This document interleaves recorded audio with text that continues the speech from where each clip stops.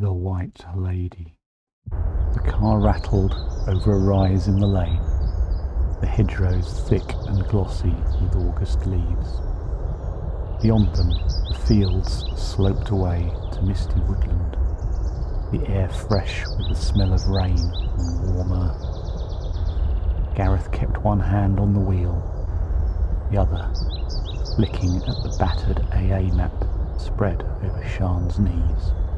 "We've missed it," she said, frowning at the pencil-scrawled directions. "We were meant to turn at the chapel." "Oh, it'll join up. These lanes all go the same way." He smiled, but it didn't sound convincing. She traced a finger along the map, sighing. The lane narrowed until the hedges scraped the doors. A rutted verge appeared on the right, and without thinking, Gareth steered onto it. The escort bumped once, twice, and then, impossibly, they were on a broader lane. Gravel under the tyres, driving straight towards a driveway, flanked by low stone walls. Sian stared. "That's it. That's the house." It was larger than either of them had expected. 3 stories, slate roof, ivy climbing the gables, set deep in its own grounds. The drive curved round in a gravel sweep before meeting an oak door, half glazed in opaque coloured glass. "Looks dear," Gareth said, glancing at her. "Too dear." But she was smiling. "The ad price was cheaper than we said we could comfortably afford." They'd arranged to meet the landlord, but the drive was empty. Gareth found the nearest phone box a quarter-mile down the lane. Coins clinked, the line clicked, and the landlord's warm, distracted voice answered. "Oh, sorry, can't get there today," the man said. "Keys in the barn, behind the sacks, on a peg, on the right as you go in. Let yourselves in." The barn smelled of hay and diesel. Behind a dangling feed sack, Gareth found the heavy brass key. The hallway was cool and dim, dust motes floating in the light from a fan light. The place was fully furnished, old but not shabby. Deep armchairs, polished wood, rugs that muffled their footsteps. In the drawing room, above the fireplace, hung a portrait. A woman in a white gown standing against a background of deep, almost black shadow. Her expression was unreadable, the space around her oddly empty, as though something had been painted out. They explored for an hour, opening cupboards, running hands over banisters. By evening, they'd decided.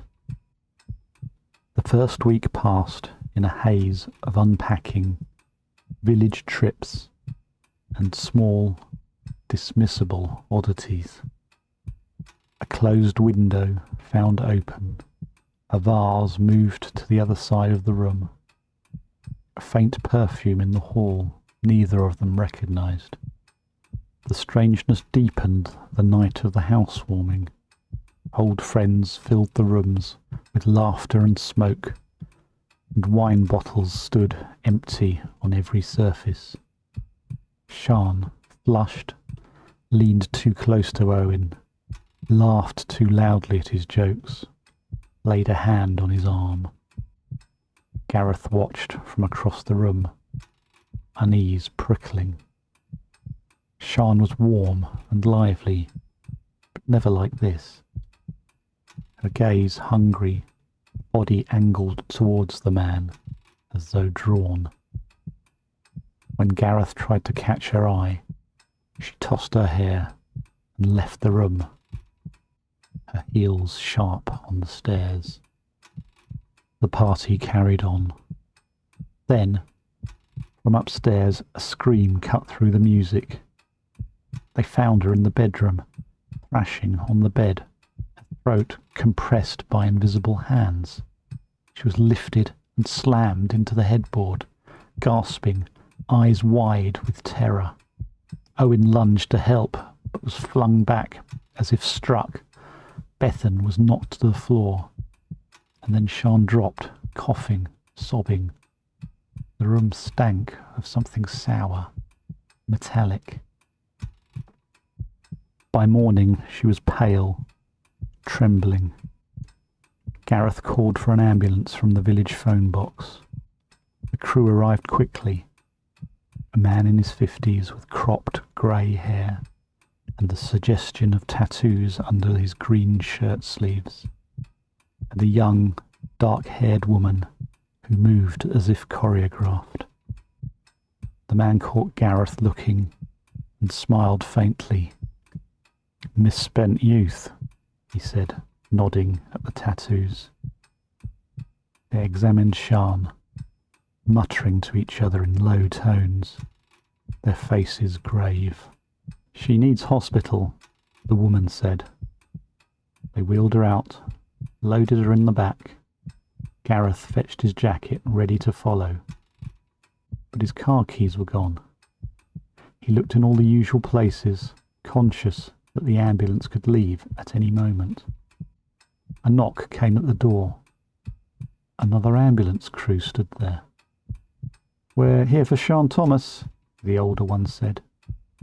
Gareth stared. "You've already been. The other crew took her just now." The woman frowned. No, sir. We're the only crew assigned to this call. You sure you saw a marked vehicle?"